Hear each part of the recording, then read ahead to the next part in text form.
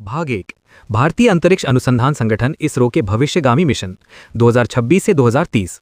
भारतीय अंतरिक्ष अनुसंधान संगठन इसरो अब केवल उपग्रह प्रक्षेपण तक सीमित नहीं है, बल्कि अब हम इंटरप्लैनेटरी एक्सप्लोरेशन अर्थात अंतर्ग्रहीय अन्वेषण के युग में हैं।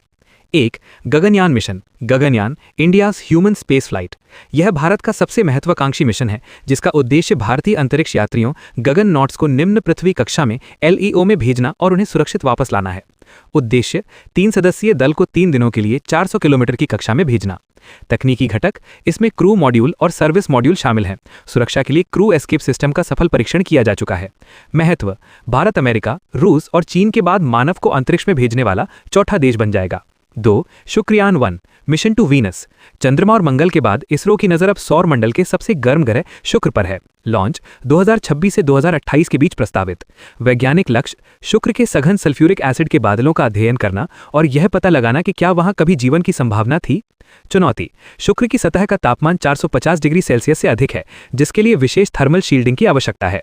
3, भारतीय अंतरिक्ष स्टेशन। भारतीय अंतरिक्ष स्टेशन BAS। प्रधानमंत्री के विजन के अनुसार भारत 2035 तक अपना स्वयं का अंतरिक्ष स्टेशन स्थापित करने की दिशा में काम कर रहा है। पहला चरण 2028 तक एक छोटा मॉड्यूल BAS-1 लॉन्च करने की योजना है। उपयोग, यह सूक्ष्म गुरुत्वाकर्षण प्रयोगों के लिए एक स्थायी प्रयोगशाला के रूप में कार्य करेगा। भाग 2, भारतीय अर्थव्यवस्था, द इंडियन इकोनॉमी 2026। 2026 में भारत दुनिया की तीसरी सबसे बड़ी अर्थव्यवस्था बनने की दहलीज पर खड़ा है। हमारी आर्थिक संरचना में डिजिटल क्रांति और विनिर्माण यानी मैन्युफैक्चरिंग का बड़ा योगदान है। 1, GDP और विकास आर्थिक दर। सांख्यिकीय आंकड़ों के अनुसार भारत की GDP विकास दर स्थिर बनी हुई है। विकास दर 6.8% से 7.2% के बीच। मुद्रास्फीति इन्फ्लेशन, RBI का लक्ष्य इसे 4% ±2 के दायरे में रखना है। वित्तीय समावेशन, Jan Dhan Aadhaar mobile jam Trinity के माध्यम से सरकारी लाभों का सीधा हस्तांतरण DBT भ्रष्टाचार को कम करने में सफल रहा है। 2, प्रमुख आर्थिक पहल और नीतियां। A, विनिर्माण और PLI स्कीम। भारत सरकार ने 14 प्रमुख क्षेत्रों जैसे सेमीकंडक्टर, इलेक्ट्रॉनिक्स और फार्मा के लिए प्रोडक्शन लिंक्ड इंसेंटिव योजना शुरू की है। लक्ष्य, भारत को ग्लोबल सप्लाई चेन का केंद्र बनाना। China +1 strategy. Semiconductor mission, Gujarat और असम में सेमीकंडक्टर फैब्रिकेशन प्लांट का निर्माण भारत की तकनीकी आत्मनिर्भरता को बढ़ा रहा है। B, डिजिटल सार्वजनिक अवसंरचना DPI। भारत का इंडिया स्टैक, UPI, ONDC और E-संजीवनी अब वैश्विक मॉडल बन चुका है। UPI आज वैश्विक डिजिटल भुगतान का लगभग 40% हिस्सा भारत में होता है।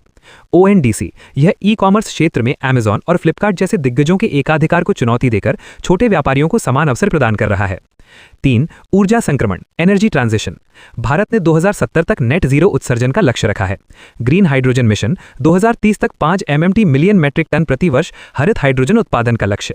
सोलर पार्क, राजस्थान का भड़ला सोलर पार्क और गुजरात के कच्छ में बन रहे हाइब्रिड रिन्यूएबल पार्क दुनिया के सबसे बड़े ऊर्जा केंद्रों में से हैं।